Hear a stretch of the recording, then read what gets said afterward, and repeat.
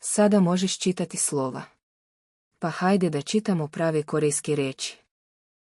Svaka reč je samo građevinski blokovi koje već znaš i sada znače nešto što možeš zamisliti. Pročitaj ovu reč.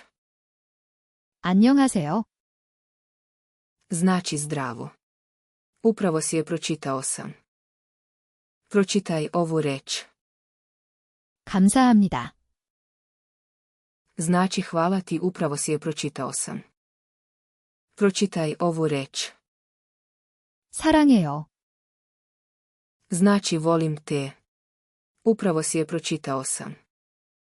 Pročitaj ovu reč. 맛있어요. Znači ukusno je. Upravo si je pročitao sam.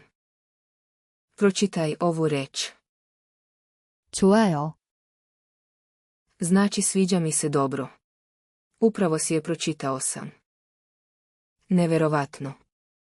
Upravo si pročitao 5 pravih korejskih riječi i znaš šta one znači.